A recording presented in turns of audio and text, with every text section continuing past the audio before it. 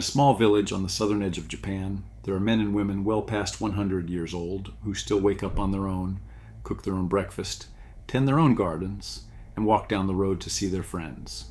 There's no nurse stopping by, no walker by the door, no nursing home waiting for them. And here in America, we've been told that getting old just means slowly giving all of that up. But the people in these Japanese villages never got that message. They're doing something different, something quiet, something most of us forgot 2 or 3 generations ago. Today I'm going to walk you through 11 forgotten Japanese habits that seem to keep these folks living on their own terms, in their own homes, deep into their 90s and beyond. And pay close attention, because number 8 might change the very first thing you do when you open your eyes tomorrow morning. And number 2 is something your own doctor has probably never once brought up. So get comfortable and let's count them down. Before we count them down, go ahead and tap that subscribe button, because the simple habits you're about to hear are exactly the kind of thing you'll want to come back to and share with someone you love. Number 11, they live close to the floor. Walk into the home of an older man or woman in the Japanese countryside and you might not find a single tall chair. They sit on cushions on a tatami mat. They eat at a low table. They sleep on a futon laid right on the floor. And the part that matters for you and me is this. Every single time they sit down and stand back up, they're doing a slow, gentle squat. Dozens of times a day without ever once calling it exercise. Their knees, their hips, their balance, all of it stays awake. Now, I'm not telling you to throw out your recliner. If your knees give you trouble, please don't force anything and keep a sturdy chair or a wall nearby to hold on to. But the idea is a good one. Getting yourself down toward the floor and back up again, gently, even once a day, is one of the quietest ways these folks keep their legs from forgetting how to carry them. Number 10, they stop for a warm cup several times a day. Here in the West, we tend to gulp our coffee standing at the counter, half awake, already thinking about the next thing. The older generation in Japan does something different with their tea. They boil the kettle, they pour the cup, and then they actually sit down with it. No television, no phone, just a few quiet minutes of warmth in their hands and steam on their face. Some folks believe it's the green tea itself doing the work. But watch closely and you'll see the real gift is the pause. 3 or 4 times a day, they give the body permission to rest and the mind permission to settle. For somebody living alone, those small, warm moments give the whole day a shape. And if coffee keeps you up at night, a warm cup of decaf or herbal tea in the evening does the very same job. The drink matters less than the habit of stopping. Number 9, they eat from many small dishes instead of one big plate. There's an old Japanese way of setting the table called one soup, 3 sides, a small bowl of rice, a warm bowl of soup, and 3 little dishes of vegetables, fish, or pickles, each one in its own bowl. Compare that to the American way, where everything gets piled high on one enormous plate, and you keep eating until it's all gone. With the small bowls, something gentle happens on its own. You slow down. Your eyes get a little color and variety. Your hands move from dish to dish. And by the time you've worked your way around the table, your body has had a chance to tell you it's satisfied instead of you blowing right past it. You don't need special Japanese dishes to try this. Just pull out a few small bowls you already own and spread your supper across them tonight. It's a small change that turns a rushed meal back into something you actually taste. Now, if changing your dinner sounds simple, wait until you hear what these folks do the very moment they wake up. This is number 8, and it just might change your mornings. Number 8, they stretch along with the morning radio. For almost 100 years now, Japan has broadcast a short set of gentle exercises over the radio and the television every single morning. They call it Radio Taiso, and all across the country, older people roll out of bed and stand up in their living rooms, in parks, even in little groups. In parking lots, and they move right along with it. Arms up, arms down, a gentle twist, a slow reach. The whole thing takes only a few minutes, and there isn't a dumbbell or a treadmill in sight. And the reason it works so well is that it's the very first thing they do in the morning before the day can talk them out of it. It wakes up the joints, gets the blood moving, and starts things off with a small win. You can find these gentle routines online for free and follow along from your own living room. As always, check with your own doctor before you start anything new, then go slow and only move as far as feels good. If number 8 gets you moving first thing, number 7 keeps you moving all day long. Number 7, they walk as a way of living, not as a workout. Ask one of these older folks how much they exercise, and most would look at you funny because they don't think they exercise at all. They just walk. They walk to the market for the day's vegetables. They walk to the post office. They walk over to a neighbor's house to sit and talk a while. The car isn't the first thing they reach for. And all that walking, spread out in little bits across the whole day, quietly adds up to far more than most of us ever do on purpose. The beauty of it is you don't need a gym membership. You don't need fancy equipment. And you don't need to set aside a whole hour. You just leave the car home for the short trips.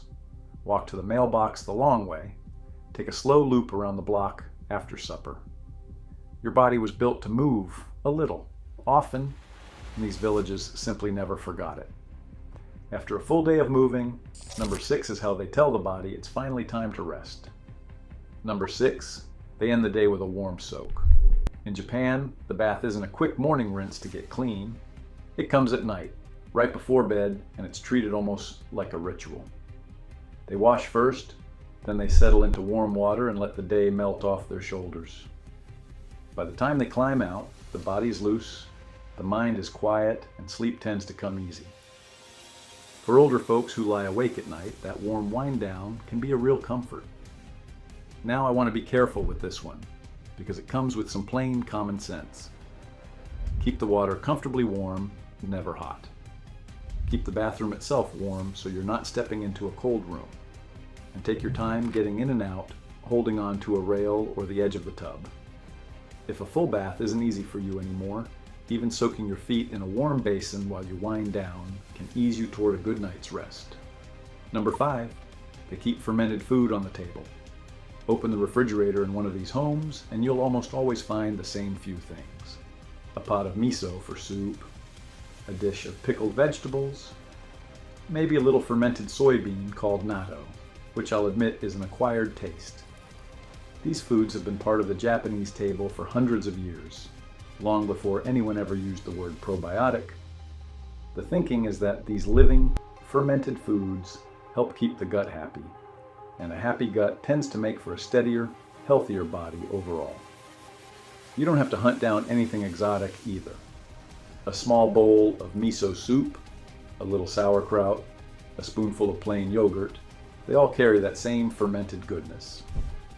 One word of care though, many of these foods are salty, so if you're watching your blood pressure, keep the portion small and let them be a side, not the main event. A little often is the way they've always done it. Now we're getting to the habits I think matter most, the ones that keep a person not just alive, but truly independent. Number 4 is one your dentist would stand up and cheer for. Number 4, they fight to keep their own teeth. Years back, Japan started something they call the 820 goal. The idea is simple. Keep at least 20 of your own teeth all the way to age 80. When they began, only about 7 people out of 100 managed it. Today, more than half of Japanese 80-year-olds still have their own teeth. And this is about so much more than a nice smile. When you can still chew properly, you can still eat real vegetables, real meat, real food, and that keeps the rest of your body strong and well fed. Lose your teeth, and your whole diet shrinks down to soft, easy things. And your health often slides right along with it. So they brush carefully, and here's the small twist most of us were never taught. They brush after meals, not just in the morning. And they keep seeing the dentist regularly, even deep into old age. Your own teeth are worth protecting. They may be quietly holding up the rest of your health. But staying healthy on your own only carries you so far if you're spending your days alone. Which brings us to number 3. Number 3, they have a place where their face is known. For generations, nearly every Japanese neighborhood had a public bathhouse, a little spot down the street where folks came to wash, soak, and chat. The bath itself was only half the point. The other half was that everybody knew everybody. The regulars nodded hello. Somebody noticed if you didn't show up one day. And that kind of place is exactly what so many of us are missing now, especially after we lose a spouse or the children move far away. The danger of growing old alone isn't only about the body. It's about the quiet that creeps in when nobody is expecting you anywhere. You may not have a bathhouse down the road, but you have something. The coffee shop where they know your order, the church hall on Sunday, the library, the senior center, the diner with the good pie. Pick one and go often enough that they start to know your name. Being expected somewhere is one of the strongest reasons people keep getting up and getting dressed in the morning. And now we're down to the final two. Number 2 is so simple it almost sounds silly, and yet I bet your own doctor has never once brought it up. Number 2, they keep the middle of the body warm. This is a habit you almost never hear about over here. Older Japanese folks are careful to keep the belly and the lower back warm, even in mild weather. Many of them wear a soft band of cloth around the middle, called a haramaki, tucked right under their clothes.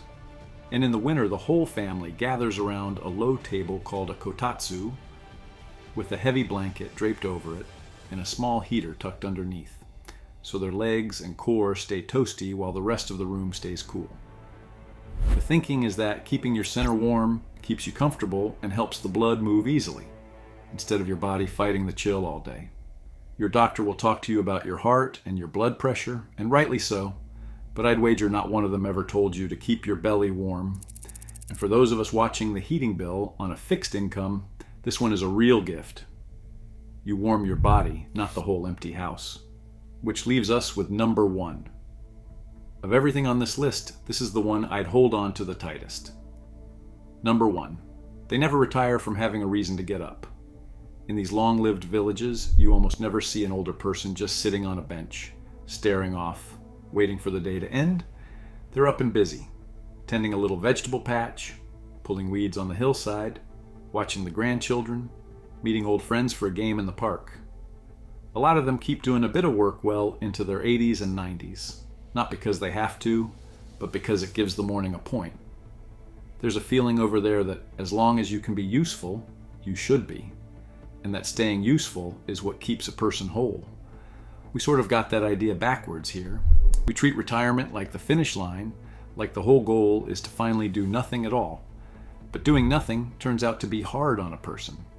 Folks who live longest and live best almost always have a reason to swing their feet out of bed. So find yours. A garden, a craft, a neighbor who needs a hand, a grandchild who lights up when you walk in the door.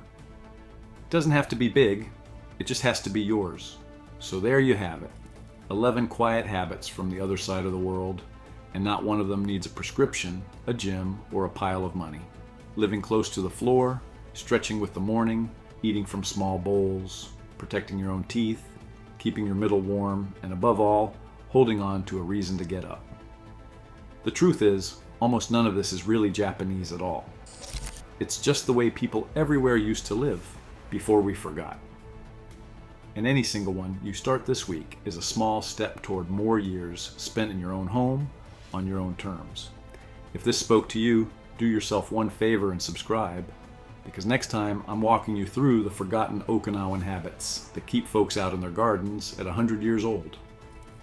Go ahead and click the video on your screen right now, and I'll see you there.